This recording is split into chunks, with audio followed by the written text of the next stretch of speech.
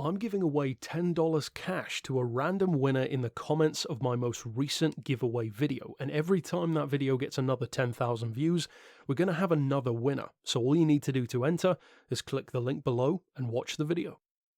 Hi again guys, and welcome to, of course, another look back to the recent history of Gran Turismo with GT6 to take another look at a car which, yes, we've already covered way back in the potato can days, but more importantly, I believe has a decent to good chance of actually returning to Gran Turismo at some future point. Not necessarily in GT Sport, although of course that's always possible, but more likely in a follow-up game, a GT7, if you will. And of course this car is a fan favourite. It's the ultimate wagon in the game. I mean, before this, the RS6 Avant was already the fastest in the game, but of course that was the earlier 2000s V8 version, which incidentally is still a very, very good wagon in GT6, albeit a relatively undervalued one because of this car, and of course this one trumps it in every way. It's more expensive, it has better graphics, it has a detailed interior, bigger, more powerful engine, of course it's a V10.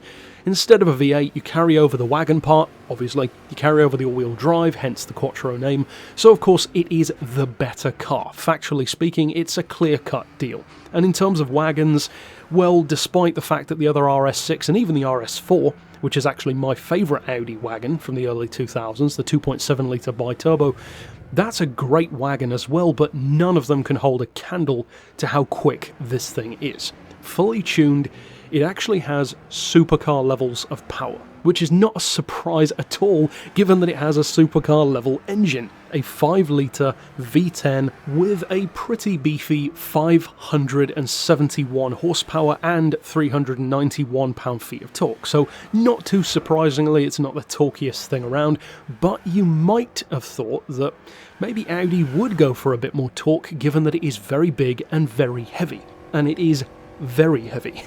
Over 2 tons, 20-25 kilos is what you're looking at, and of course you can drop that. You can tune up the car extensively. If I recall correctly, I believe the maximum power on this one is something like 1,057 brake horsepower, I think it was, and of course you can drop it to well below 2 tons, so it becomes, well, a genuine supercar wagon. In effect, top speed is great, up around 270 or more, even without NOS or slipstream, and of course that wouldn't fly in GT Sport, but in GT6 it was very good.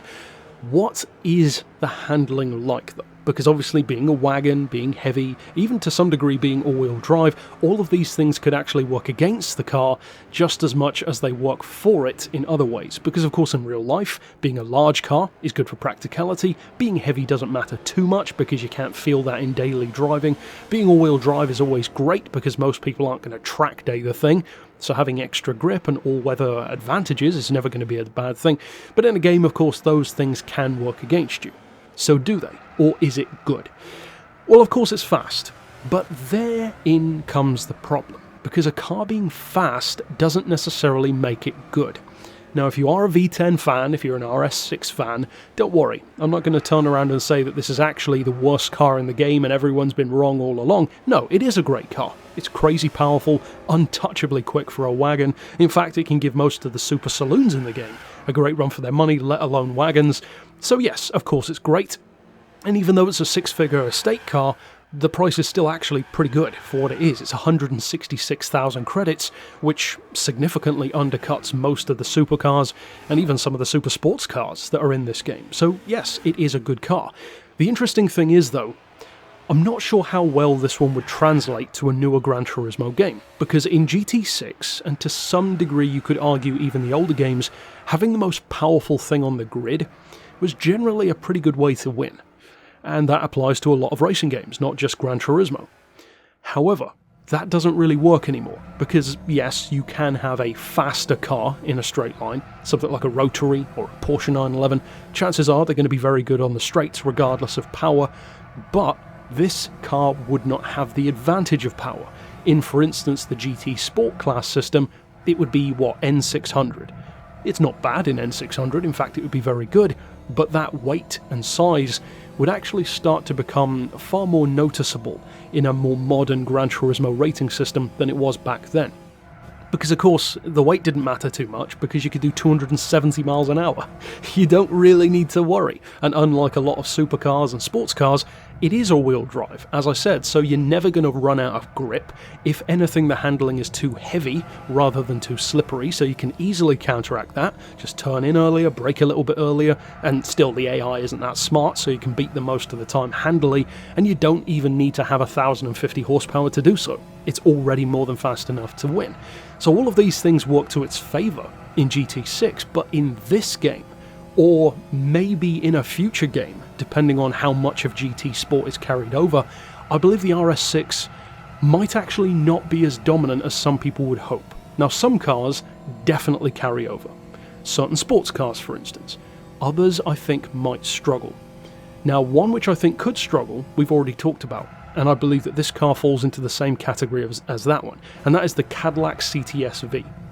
I adore Cadillac, I love their models, the Cts-V is an awesome car. I'm more of a fan of the four-door, or the wagon, funnily enough, than the coupe which we have in the game, but the point remains. The Cts-V coupe is very quick in a straight line, very powerful, and on the surface of things, a good performance choice. It's not overly expensive either, but it's heavy, and it's cumbersome, and it doesn't feel that great through corners. Consequently, in a newer Gran Turismo game, I believe you could win races with it. The Maserati Gran Turismo proves that you can in a larger, heavier vehicle, but at the same time, I think it might be more challenging to win.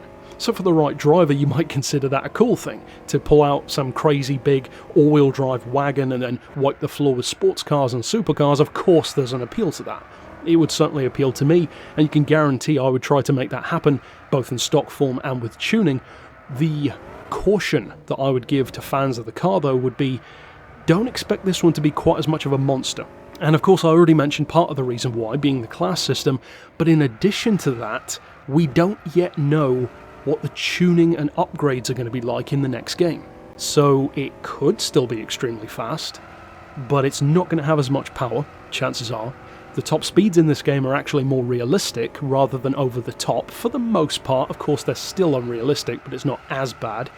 So in other words, you're kind of neutering a lot of this car's advantages, because now you're limiting classes based on power rather than performance points. That's a huge difference straight off the bat. The power upgrades are not going to be as high, the top speed is not going to be as crazy. Could it work for this car? Yes, it could work in its favour. I just don't see that as happening.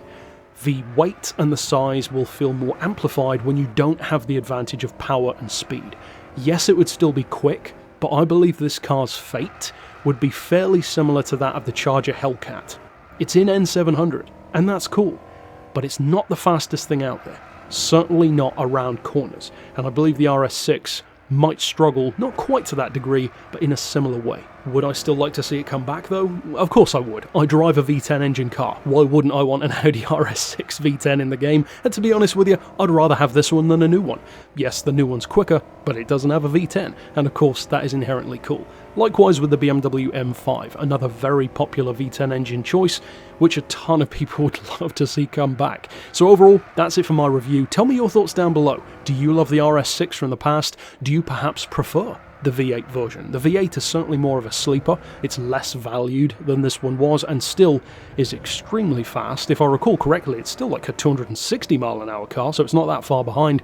So tell me your thoughts down below either way, and of course, stick around on the channel for more. But for now, as always, thanks for watching.